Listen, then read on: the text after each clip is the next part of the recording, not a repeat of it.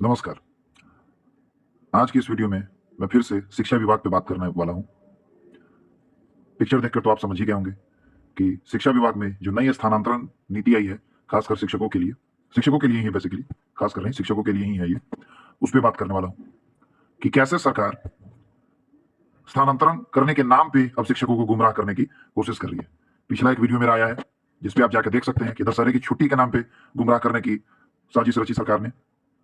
इसको साजिश नहीं कहेंगे, आप जानबूझकर गलत डेट लिख रहे हैं, तो ये कहीं न कहीं साजिश ही कहलाएगा। और अगर अनजाने में आपसे ये गलती हुई है, तो फिर तो ये तो और शर्मनाक बात है कि जो आप प्रेस रिलीज़ करते हैं, जो आपका छुट्टी का कैलेंडर जारी होता है, वो एक नहीं, उसपे कितने न जाने कितने अधिकारियों की मीटिंग होती है और अधिकारी उसपे बैठ के देखते भी हैं, चेक भी करते हैं, उसके बाद उसको पब्लिक डोमेन में रिलीज़ किया जाता है।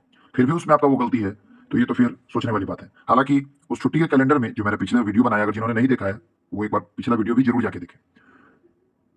वो जो कैलेंडर था, उसमें जो अभी कुछ चीज़ें और मुझे दिखी हैं, जो कि मैं आपको आगे आने वाली वीडियो में उसपे बात करूँगा।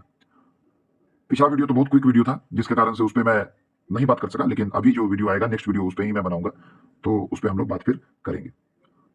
अभी बात करते हैं, बिहार में ये हॉट टॉपिक है। बिहार में जब से शिक्षकों की बहाली हुई है बीपीएससी के द्वारा बड़े पैमाने पे, करीब 1.5 लाख से 2 लाख के बीच के शिक्षक की बहाली हुई है, शिक्षकों की बहाली हुई है। तब से बिहार में शिक्षा विभाग जो है, वो हमेशा सुर्खियों में बना रहता है। इसके पहले जो हमारे एसीएस थे, श्री के पाठक, उनके कारण भी, खासकर उनके कारण ही, क्योंकि उनका ऐसा-ऐसा नया-नया फरमान आता था, जो कि एक्चुअली फरमान ही कहिए उसको, क्योंकि वो ज़मीनी तौर पे बहुत ज़्यादा ही अलग हुआ करता था। तो उस कारण से शिक्षा विभाग तब से हिट लिस्ट में है, सुर्खियों के हिट लिस्ट में है न्यूज़ के।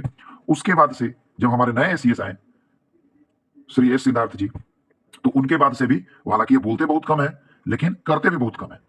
और जहाँ तक होता है, ये शिक्षकों के विरुद्ध ही जाने का काम करते हैं, मतलब ऐसा ही नीति बनाते हैं जिससे शिक्षक परेशान हो। हाँ, के पाठक जितना ये कौतूहल नहीं मचाते, लेकिन उनसे कम भी नहीं है किसी सूरत में। आते-आते इन्होंने ऑनलाइन अटेंडेंस सिस्टम लगा दिया। अब बहुत सारे लोग कमेंट में ये बोलेंगे कि आखिर आप ऑनलाइन सिस्टम के विरोध में हैं क्या? आप ऑनलाइन सिस्टम अगर लग गया अटेंडेंस का, तो इसके विरोध में हैं क्या आप? तो उन लोगों के लिए मैं एक बार बताना चाहूँगा। हालाँकि इस पे मुझे अलग से बात करना चाहिए, लेकिन कुछ इस वीडियो में भी मैं बता दूँ कि मैं विरोध में नहीं हूँ, लेकिन कहीं न कहीं मेरा ये कहना था कि जो शिक्षकों के साथ हो रहा है, स्पेशली शिक्षकों के साथ ही क्यों? बिहार के हर विभाग में क्यों नहीं ऑनलाइन अटेंडेंस की बात होती है? शिक्षकों के साथ ही क्यों? मतलब कोई भी एक्सपेरिमेंट होता है, कोई भी प्रयोग करना होता है, तो सबसे पहले उसमें शिक्षकों को ही वो प्रयोग का चूहा क्यों बनाया जाता है?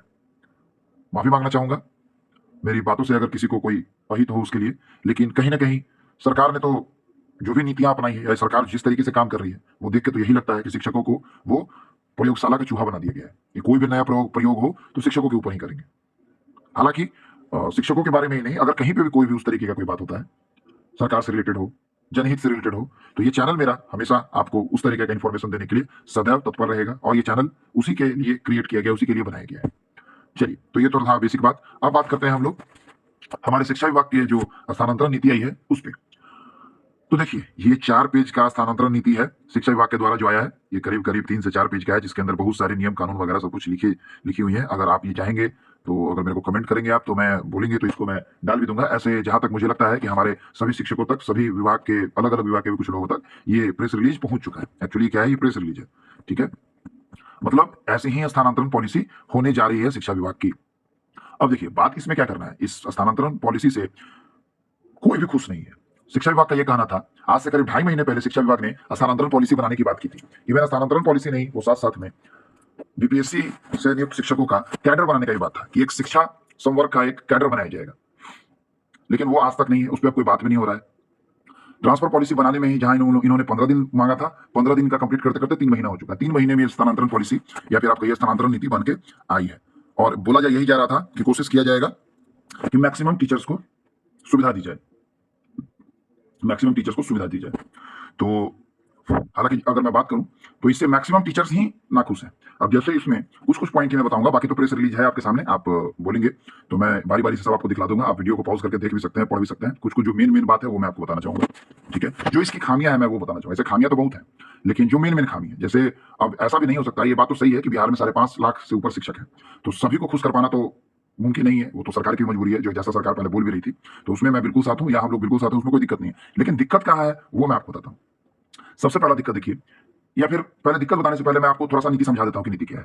देखिए, नीति में बेसिकली ध्यान दिया गया है रोगी पे, मतलब अगर कोई शिक्षक हैं जिनको कोई असाध्य रोग है। असाध्य रोग कहने का मतलब कि थोड़ा मतलब ऐसा रोग कहिए जो जिसमें इंसान को बहुत ज्यादा दिक्कतें होती हैं। असाध्य रोग वही होते हैं, मतलब गंभीर रोग की, गंभीर बीमारी। तो वैसा रोग अगर है तो उनके लिए इस नीति में बात की गई है, उनके लिए थोड़ा अच्छा किया गया है, ठीक है। लेकिन उनके लिए भी ध्यान दीजिए। अब मान लीजिए जैसे इन्होंने यहाँ पे लिखा है कि कैंसर, यहाँ पे इन्होंने लिखा कैंसर के रोगी। तो अब जाहिर सी बात है, अगर कोई कैंसर का रोगी है, कोई किडनी का रोगी है, कोई हृदय रोग से पीड़ित है, इवन कोई अगर आपका यहाँ दिया गया है नीचे लीवर के रोग से पीड़ित है, तो ऐसा अगर कोई व्यक्ति है तो इस व्यक्ति को अपने घर के आसपास ही मिलना चाहिए, ठीक है, अपने घर के आसपास ही मिलना चाहिए। लेकिन इनके लिए भी देखिए इन्होंने क्या किया है, यहाँ पे आपको दिख जाएगा कि स्वयं की गृह पंचायत, यहाँ देखिए यहाँ लिखा है जहां स्थानांतरण किया जा सकेगा। तो ये मत पढ़िए, ये तो स्थानांतरण किया जा सकेगा, ये तो बाद में आप पढ़ सकते हैं, कहीं भी भेज दिया जाएगा। अब जाहिर सी बात है किसी न किसी प्रखंड में ही होगा, अनुमंडल में ही होगा, जिला में ही होगा, तो उसको पढ़ने से मतलब नहीं। जहां नहीं किया जाएगा वो इंपॉर्टेंट है कि कहां नहीं किया जाएगा। तो अगर आप इसको देखिएगा तो आपको दिखेगा कि आपके भले ही आप किसी भी रोग से पीड़ित हो, चाहे आप मर ही क्यों न रहे हो, आपके गृह पंचायत में, आपके नगर निकाय में बिल्कुल नहीं दिया जाएगा। इवन अगर आप शादीशुदा हैं तो अगर पत्नी है तो उसके पति के नगर निकाय और गृह पंचायत में भी नहीं मिलेगा उसको, और उसके अपने गृह पंचायत और नगर निकाय में भी नहीं मिलेगा। मीन्स यहां ध्यान समझिए, अगर कोई पति पत्नी है तो भी उनको उनके नगर निकाय में नहीं मिलेगा, उनके नगर निकाय में नहीं मिलेगा। मतलब पति का भी, अगर औरत है तो उसका खुद का भी देखा जाएगा, पति का भी देखा जाएगा। अगर पुरुष है तो उसका खुद का भी देखा जाएगा और उसकी पत्नी का भी देखा जाएगा। मतलब दोनों का देखा जाएगा और दोनों के हिसाब से ही किया जाएगा, ठीक है। उसी हिसाब से नीति बनाई गई है कि दोनों के आपके इलाके में आपको नहीं मिलेगा। तो असाध्य रोग से अगर कोई पीड़ित है और आप उसको अपने घर के आसपास भी नहीं दीजिएगा, तो क्यों ये ट्रांसफर पॉलिसी बना रहे हैं? मत बनाइए इससे अच्छा। तो अब इस पे एक डिबेट आ सकता है कि पंचायत और नगर निकाय जो है सिर्फ वही मना किया जा रहा है ना, अगल बगल का तो मिल ही सकता है। अरे भाई, कोई कोई पंचायत बहुत बड़ा भी होता है, लेकिन चलिए ठीक है, मान लेते हैं कि कम से कम, मतलब फिर भी कम से कम तो मान के चलिए कि 5 किलोमीटर तो आपको दूरी तय करना पड़ेगा ही पड़ेगा इस नीति में। 5 किलोमीटर तो कम से कम आपको, 5 किलोमीटर या 5 किलोमीटर से ज्यादा, 5 किलोमीटर से कम नहीं। आपके घर से आपके स्कूल की दूरी 5 किलोमीटर से ज्यादा की होगी, कम की नहीं होगी, जहां तक इस लेटर का हिसाब किताब है, ठीक है। अब अगर बात करते हैं, अब जिस तरीके का इसमें दिया गया है इस हिसाब से अगर बात किया जाए तो अब चलिए हम लोग आगे बढ़ते हैं। यहां तक तो आपने देखा साध्य रोग हो, गंभीर रोग हो, दोनों केस में क्या होगा, सेम इसी तरीके का मिला जुला हालात आपको यहां भी दिख जाएगा कि अगर कोई दिव्यांग है, दिव्यांग के आधार पर कोई नियुक्त हुआ है, तो चाहे वो किसी तरीके का दिव्यांगता हो, उसको भी वही आप यहां देख सकते हैं कि स्वयं का गृह पंचायत नगर निकाय, पति या पत्नी के गृह पंचायत नगर निकाय, और या फिर जहां पे वो फिलहाल पदस्थापित है वहां के नगर निकाय गृह पंचायत में उसको नहीं मिलेगा। तो वो तो बहुत अच्छी बात है कि जहां पे है वहां नहीं मिलेगा। अरे भाई, जब वहां पे उसको रहना ही होता तो अगल बगल ही थोड़े वो चाह रहा होता। अगर कोई ट्रांसफर चाह रहा है तो जाहिर सी बात है कि उसको वहां से हटना है, तभी तो चाह रहा है। तो ये तो बहुत अच्छा बात है। लेकिन यहाँ गृह पंचायत और नगर निकाय वाला मैटर फिर फंस गया। और ये सब तो फिर भी ठीक है सर, अगर मैं आपको बताऊं कि ये सब तो फिर भी ठीक है, आप सभी देखेंगे जैसे जैसे आप आगे बढ़ेंगे देखते जाएंगे, ये सब ठीक है। महिला का बात करें तो अगर ध्यान से देखा जाए तो स्पेशल ध्यान सिर्फ महिलाओं का रखा गया है। ध्यान से देखा जाए तो स्पेशल ध्यान महिलाओं का बहुत अच्छे तरीके से ध्यान रखा गया है। और महिलाओं में क्या है देख लीजिए, चाहे वो कोई भी महिला हो, चाहे वो रोगी हो या ना हो, इससे कोई फर्क नहीं पड़ता है। महिला है तो उसको सिर्फ स्वयं के गृह पंचायत नगर निकाय से या पति के गृह पंचायत नगर निकाय के अलावा उसको अगल बगल के पंचायत में मिल जाएगा। तो भैया मेरे, पंचायत जो होता है बहुत बड़ा नहीं होता है, पंचायत नगर निकाय बहुत बड़ा नहीं होता है। तो इस कारण से अगर कोई महिला एकदम ठीक ठाक है तो उसके लिए 5 किलोमीटर, 5 किलोमीटर से 10 किलोमीटर के बीच का दूरी कोई बड़ा चीज नहीं है। ये तो किसी के लिए कोई बड़ा चीज नहीं है, ठीक है। तो महिलाओं के लिए तो मैं इसको बोलूंगा कि इस बहुत बेस्ट नीति है, बहुत बेस्ट नीति है।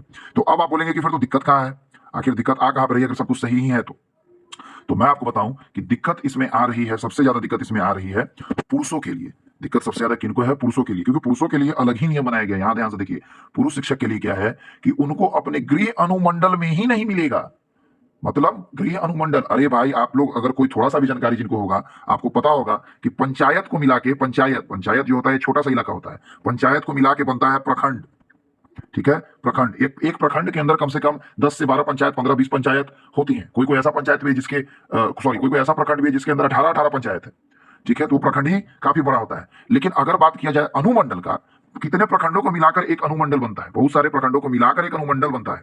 तो आप पुरुष शिक्षक हैं जो भी हैं, उनको कह रहे हैं कि आपके गृह अनुमंडल में ही नहीं मिलेगा। इसका मतलब आपने ऑलरेडी उनके लिए 50 किलोमीटर से ऊपर का दायरा तय कर दिया है कि आप जब भी होगा 50 किलोमीटर से दूर ही रहेंगे। मतलब आपका घर परिवार सब कुछ छूट जाना है, आपको अलग रहना ही होगा, आपको अलग जाकर, दूर जाकर रहना ही होगा घर से। किसी तरीके का कुछ भी होगा तो आपको घर आने जाने में सोचना पड़ेगा 10 बार, ठीक है। तो ये इस नीति का सबसे बड़ा खामी है कि इसमें पुरुषों के लिए बिल्कुल भी सोचा नहीं गया। पुरुषों के लिए कोई चीज ही नहीं है इसमें, पुरुषों के बारे में बिल्कुल नहीं सोचा गया इसमें बनाते समय। अरे भाई, वो पुरुष जो है, आखिर आप प्रखंड का ऑप्शन दे देते, कम से कम एक काम करते कि पंचायत नहीं, चलिए पंचायत आपने खोल के रखा है ऑप्शन महिलाओं के लिए, तो अच्छी बात है। महिलाओं को ज्यादा दूर दराज देने से अच्छा है कि उनके अगल बगल के पंचायत में उनको मिल जाए, अच्छी बात है। लेकिन आप प्रखंड का ऑप्शन देते कम से कम पुरुषों के लिए। पुरुषों के लिए आपने सिर्फ जिला और अनुमंडल का विकल्प बनाया है, ये कौन सी बात हो गई? अगर मैं बात करूं आपका पटना जिले की बात करते हैं हम लोग। पटना जिले के अंदर, पटना बहुत बड़ा जिला है, सबकी सभी को पता है। पटना जिले के अंदर मात्र 6 अनुमंडल। आप इसे समझ लो कि अनुमंडल कितना बड़ा होता है। अगर मैं आपका बात करूं, इसमें एक एग्जांपल लूं, अगर मैं आपका पटना सिटी एक अनुमंडल है, पटना सिटी अनुमंडल। तो पटना सिटी अनुमंडल जो है, ये करीब करीब इसका रेडियस 50 किलोमीटर का रेडियस है इसका। ध्यान दीजिएगा, मैं रेडियस का बात कर रहा हूं, मतलब 50 किलोमीटर के दायरे में ये फैला हुआ है। तो अगर कोई व्यक्ति है जिसको पटना सिटी में उसके घर से बहुत दूर मिल जाता है, जाहिर सी बात है उसको अपने घर में तो मिलेगा नहीं। अनुमंडल मान लीजिए वो पटना नगर निगम का है, ठीक है, पटना सदर का है, तो उसको तो हटा के इधर उधर फेंका ही जाएगा। और उसमें भी अगर उसको मिल गया, और घर से करीब करीब मान लो 50 किलोमीटर दूर मिल गया, 60 किलोमीटर दूर मिल गया, तो वो किस तरीके से अपनी नौकरी कर पाएगा। आप एक बात समझिए कि पुरुष जो शिक्षक है, पुरुष शिक्षक मान लीजिए वो खुद बीमार नहीं है, लेकिन हो सकता है ना कि उसके घर में कुछ जिम्मेवारियां होंगी, हो सकता है उसके बाल बच्चे, बीवी बाल बच्चे होंगे, घर में माँ बाप होंगे, बूढ़े माँ बाप होंगे। मतलब शिक्षक बीमार है तभी आप करेंगे, और शिक्षक के माता पिता बीमार है, शिक्षक की बीवी बीमार है, शिक्षक का पति बीमार है, शिक्षक के बच्चे बीमार है, उस केस में क्या होगा। इतना दूर भेजना कोई मतलब ही नहीं है इस चीज का।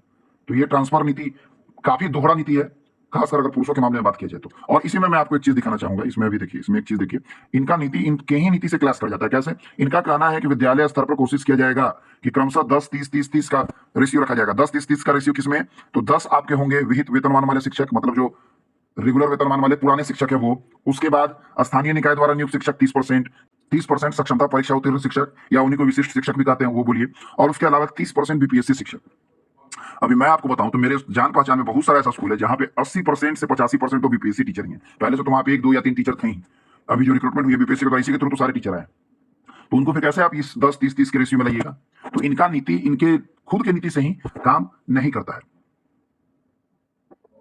अब वहां देखिए दूसरा चीज कि किसी विशेष विद्यालय विशेष में महिला शिक्षकों के पदस्थापना स्थानांतरण की अधिसीमा 70% होगी। मतलब महिलाओं को 70% भर्ती किया जाएगा। महिलाओं का स्थानांतरण का समझिए कि उम्मीद 70% है कि उनको अपना बेस्ट मिल जाए। तो अच्छी बात है, महिलाओं के लिए हो रहा है तो कोई बहुत मतलब गलत बात नहीं है, बहुत अच्छा बात है। इसका तो मैं खुलकर सपोर्ट करूंगा कि नहीं, बहुत अच्छी बात है। लेकिन पुरुषों का क्या? और अभी चलिए मैं आपको एक रिपोर्ट दिखाता हूँ, ये आपको लगे कि मैं अपने से बोल रहा हूँ, मैं खुद से बनाकर बोल रहा हूँ, तो ऐसा नहीं है। मैं आपको एक रिपोर्ट दिखाता हूँ, ध्यान से देखिए इस रिपोर्ट को। अब यहाँ ध्यान से आप देख सकते हैं कि ये रिपोर्ट मैंने घर में नहीं बनाया है, ये ईटीवी भारत का रिपोर्ट है, ठीक है। ईटीवी चैनल तो आप लोग जानते हैं, ईटीवी भारत जानते हैं, ये उसका रिपोर्ट है, ये मेरे द्वारा बनाया हुआ रिपोर्ट नहीं है। उसमें भी देखिए क्या लिखा है कि दुख में लोग बोल रहे हैं कि अगले जन्म में मुझे महिला शिक्षक बनाना। क्यों? क्योंकि देखिए यहाँ लिखा है, बिहार में पुरुष शिक्षक नई टीचर ट्रांसफर पॉलिसी से बेहद निराश नजर आ रहे हैं, उनको परिवार टूटने का डर सताने लगा। क्यों?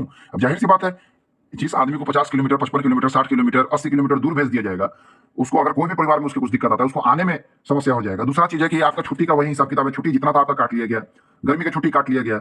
आप एक तरफ कहते हैं 60 दिनों की छुट्टी, 60 दिनों की छुट्टी में 30 दिन तो आप बताते हैं गर्मी की छुट्टी, और गर्मी की छुट्टी तो आपने दिया ही नहीं है, 30 दिन तो आपने वैसे ही काट लिया है। तो मतलब हर तरफ से छुट्टी आप काट ही रहे हैं।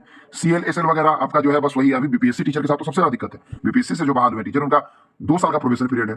पूरे बिहार सरकार का अभी गजट आया था जिसमें राज्यपाल ने कहा कि 1 साल का प्रोबेशन पीरियड होगा, लेकिन बीपीएससी टीचर्स के लिए अलग हिसाब किताब है, उनका 2 साल का प्रोबेशन पीरियड। बहुत सारे टीचर तो हमारे ऐसे हैं जो कि दूर दराज के इलाके से हैं, जैसे कुछ आपके राजस्थान से आए हैं, उत्तर प्रदेश से आए हैं, केरल से आए हैं, हरियाणा से आए हैं, दिल्ली से आए हैं। तो उनको अपने घर जाने का मतलब समझो कि घर जाना उनके लिए सपना देखने के बराबर हो गया है। जिस तरीके का इनका कार्यशैली और जो अभी जिस तरीके का चल रहा है, 8-8 घंटा 9-9 घंटा एक क्लर्क के जैसा, एक किरानी के जैसा उनसे काम करवाया जा रहा है। और काम कुछ नहीं है, फिर भी आपका क्या है, आप काम कीजिए या नहीं कीजिए। एक स्कूल में जहां 500 बच्चे हैं, वहां पे 30-30 टीचर को भर दिया गया है। तो काम तो उनका उतना नहीं होगा, लेकिन बैठ के अपना समय बिताइए, उससे ज्यादा कोई आपका मतलब नहीं है। बैठ के समय बिता लीजिए, वो ठीक है, लेकिन फिर भी आपसे 7.5 घंटा 8 घंटा का आपका ड्यूटी लिया जाएगा। 7.5 घंटा 8 घंटा ड्यूटी, 1 घंटा 2 घंटा 1.5 घंटा आपका घर आने जाने में, मतलब मिला जुला कहिए कि करीब करीब 10 घंटे, 10 से 11 घंटे का ड्यूटी ही कर रहे हैं। तो परिवार के लिए क्या समय है आपके पास? बच्चों के लिए क्या समय है आपके पास? बीवी के लिए क्या समय है आपके पास? आप अपने लिए क्या समय है आपके पास? किसी के लिए कोई समय नहीं बचेगा। तो यही हिसाब किताब है। अभी जो ट्रांसफर पॉलिसी आने वाली थी, इससे लोगों को लगा कि कुछ उम्मीद जगह कि या तो आसपास मिल जाए काम से, क्योंकि देखिए काम से किसी को कोई दिक्कत नहीं, लेकिन लगता है लोगों को कि आसपास मिल जाता तो अच्छा रहता। ठीक है, बस वही बात है। लेकिन अब देखिए यहाँ पे वो भी खत्म हो गया, वो आस भी खत्म हो गया लोगों का। यहाँ ध्यान दीजिए, यहाँ देखिए क्या लिखा है, बिहार में शिक्षकों के लिए पुरुष होना गुनाह जैसा हो गया। पुरुष होना क्या हो गया? गुनाह जैसा हो गया है। ठीक है, जो नई ट्रांसफर नीति आई है उसके कुछ प्रावधान ही ऐसे हैं कि पुरुष शिक्षक काफी निराश है। ठीक है, ट्रांसफर पॉलिसी की, जबकि लंबे समय से शिक्षकों की मांग थी और वेट कर रहे थे, काफी समय से इंतजार कर रहे थे।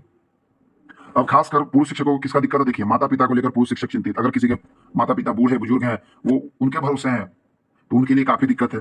दूसरा, पुरुष शिक्षकों में परिवार टूटने का भी डर है। अब जैसे देखिए, इसमें कुछ शिक्षकों के बारे में बताया गया है कि कुछ शिक्षक कैसे उनको किस तरीके का डर लग रहा है। तो ये देखिए, यहाँ ध्यान से देखिए कि अरविंद आयुष ने बताया कि सुपौल के शिक्षक है अरविंद आयुष जी, इन्होंने बताया कि उनके मन के हार्ट में छिद्र है। यहाँ कुछ गड़बड़ है, ये हटा दिए, मन के नहीं, उनके हार्ट में छिद्र है, दिल्ली एम्स में इलाज चल रहा है। अब ओल्ड एज के कारण सर्जरी में दिक्कत है और दवाई पर ही अभी ट्रीटमेंट हो रहा है। अब पिताजी को पिछले वर्ष ब्रेन स्ट्रोक आया था, उसके बाद से शरीर का दाहिना हिस्सा मतलब उनके पिताजी का काम नहीं कर रहा है। तो आप देखिए किस तरीके का, उनकी शादी नहीं हुई है अभी तक, ऐसे में माता पिता की देखभाल के लिए वही है, शादी नहीं हुई है, माता पिता की देखभाल के लिए बेचारे वही हैं, और उनका वर्तमान में 48 किलोमीटर दूर है पोस्टिंग। अब इससे क्या है कि अगर घर के 15 से 20 किलोमीटर रेडियस में होता है तो कोई दिक्कत नहीं होता आदमी को, और वो यही चाह रहे हैं। लेकिन नई ट्रांसफर नीति के तहत दूसरे अनुमंडल में पोस्टिंग होगी। देखिए मैं नहीं कर रहा, यहाँ लिखा है खुद, ईटीवी का ही, ईटीवी भारत का बनाया हुआ है, उस पर लिखा है होगी। उसमें नई पोस्टिंग से 65 किलोमीटर से 120 किलोमीटर की दूरी पर हो जाएगी। मतलब अभी तो 48 है बेचारे, और अभी और मतलब और 50 किलोमीटर दूर ही जाना है। अभी 48 थे, अब 48 यहाँ देखिए 65 से 120 किलोमीटर। तो क्या है ये, क्या मतलब मजाक कर रहे हैं आप? मतलब किस तरीके का दोहरा व्यवहार कर रहे हैं आप पुरुषों के साथ? आप पंचायत नहीं दे रहे हैं, कोई दिक्कत नहीं, पंचायत महिलाओं को दीजिए पंचायत में चूज करने का, लेकिन पुरुषों को प्रखंड तो दीजिए। ये किस तरीके का दोहरा नीति चल रहा है? प्रखंड तक तो उनको जाने दीजिए, अपने प्रखंड में मत दीजिए, ऑलरेडी वो 20-25 किलोमीटर तो दूर हो जाएंगे। मतलब दूर भेज के करना क्या, क्या साबित करना है दूर भेज के? ऐसा 65 किलोमीटर, 70 किलोमीटर, 100 किलोमीटर दूर भेज के क्या बताना चाह रहे हैं? कोई अधिकारी तो नहीं हो रखे हैं, पुरुषों का सैलरी ऐसा तो नहीं है कि 90,000 रुपया है। आप जो नई शिक्षा नीति की बात करते हैं, नई शिक्षा नीति का सारा प्रावधान लाद दिए हैं, कभी मैं बात करूंगा इस पे भी, वीडियो बहुत लंबा हो जाएगा नहीं तो। सारा नई शिक्षा नीति का प्रावधान लाद दिए हैं, लेकिन पेमेंट का जब बात आता है, छुट्टी का जब बात आता है, वर्किंग आवर का जब बात आता है, मतलब पेमेंट देने का बात हो, चाहे काम के घंटे का बात हो, छुट्टियों का बात हो, तो उसमें आपका नई शिक्षा नीति खत्म हो जाता है। आप 2009 के शिक्षा नीति के हिसाब से चलते हैं, और ऐसे आपका नई शिक्षा नीति आपको फॉलो करना होता है। तो कोई एक काम कीजिए, दोहरा चरित्र क्यों, ये दोहरे तरीके का भेदभाव क्यों? उसके बाद देखिए, अभी तो देखिए बहुत सारा, अरविंद आयुष जी हैं, इसी तरीके से और भी अलग है, कांत वर्मा शिक्षक हैं, ये भी हैं कांत वर्मा, इनका अलग ही प्रॉब्लम है। सारा आपके सामने दिया हुआ वीडियो पॉज करके आप देख सकते हैं, ठीक है। कुछ तो ऐसे टीचर है जिनका 1-2 साल में रिटायरमेंट होने वाला है। अब वो रिटायरमेंट के समय अपने घर से 120 किलोमीटर दूर, 100 किलोमीटर दूर, 80 किलोमीटर दूर जाएंगे, तो मतलब ये तो निहायत ही बेवकूफी वाली बात होगी, ठीक है। तो मुझे लगता है कि सरकार को इस पर फिर से सोचने की जरूरत है। आप लोगों का क्या मानना है कमेंट सेक्शन में जरूर बताइए। वीडियो बहुत लंबा हो गया है, जहां तक मुझे लगता है कि वीडियो काफी लंबा हो गया है, और लंबा ना हो इस कारण से मैं इसको यहीं पे विराम देना चाहूंगा। और आप लोगों से यही गुजारिश है कि जितना ज्यादा हो सके इसको शेयर कीजिए, ताकि लोगों में इस तरीके का जो इसका जो जानकारी है वो पहुंचे, और जो लोग शिक्षा विभाग से नहीं भी जुड़े हैं उनको भी दिखे, पता चले कि आखिर शिक्षा विभाग में क्या हो रहा है, शिक्षकों के साथ कितनी नाइंसाफी हो रही है बिहार में। एक तरफ आप 1.5 लाख शिक्षक भर देते हैं, ये कहकर हम रोजगार दे रहे हैं, और रोजगार के बाद उनको इस तरीके का आप वर्किंग सिचुएशन बना के रखे हैं, उनका इस तरीके का काम उनसे ले रहे हैं, इस तरीके का उनके साथ व्यवहार कर रहे हैं कि दूसरी तरफ सब जॉब छोड़ छोड़ के कितने लोगों ने तो आत्महत्या कर लिया है। ये न्यूज सरकार बाहर नहीं देती है। अभी कुछ दिन पहले कोई रागिनी सिंह नाम की लड़की थी, जिसने रागिनी या फिर ऐसे ही करके कुछ नाम था, जिस लड़की ने आत्महत्या कर लिया था सिर्फ इस कारण से, प्रेशर में आके, क्योंकि छुट्टी 4 छुट्टी उसको मिल ही नहीं रहा था। अब 16 सीएल है, 16 सीएल में ये भी तो दिख रहा है अटेंडेंस भी ऑनलाइन बनाना है, ऑनलाइन अटेंडेंस बनाना है, तो उसमें बहुत सारी छुट्टियों का दिया ही नहीं गया है। जैसे पहले बहुत सारी छुट्टी अलग से भी मिलता था, क्षतिपूर्ति अवकाश मिलता था, तो इस तरीके का कोई प्रावधान ही नहीं, सब खत्म कर दिया गया है। बात काम करने से किसी को कोई दिक्कत नहीं है, काम कराइए, कोई दिक्कत नहीं है, आखिर बहाल हुए हैं लोग तो काम करने के लिए हुए हैं। लेकिन काम कराने का मतलब ये नहीं है कि आप शिक्षकों को बैल जैसा ट्रीट कीजिए। कितने शिक्षाविद हैं, कितने अधिकारी हैं जिनका यही मानना है कि शिक्षकों के ऊपर प्रेशर नहीं डालना चाहिए। आप एक तरफ कहते हैं शिक्षक राष्ट्र निर्माता है, शिक्षक समाज निर्माण करता है, और दूसरी तरफ जो निर्माण करता है उसी के ऊपर, पीठ के ऊपर आप बोरा लादे हुए, उसी के पीठ के ऊपर आप इतना बोझा डाल दिए हैं कि वो सही से उठ नहीं पा रहा है, तो फिर वो क्या निर्माण करेगा? घर को जो मिस्त्री बनाता है, आप देखिए तो राजमिस्त्री शांति से बैठा रहता है, मजदूर ईंट ला के और सब सामान ला के उसको देता है, वो सिर्फ जुड़ने का काम करता है। और शिक्षक वही राजमिस्त्री, और राजमिस्त्री को ही अगर आप रेजा बना दीजिएगा तो फिर वो जुड़ेगा कब? तो इस पर सोचने की जरूरत है। तो इस पर यही कहना है सरकार से एक बार फिर से कि अपना नीति को सुधारिए और मूर्ख मत बनाइए। धन्यवाद।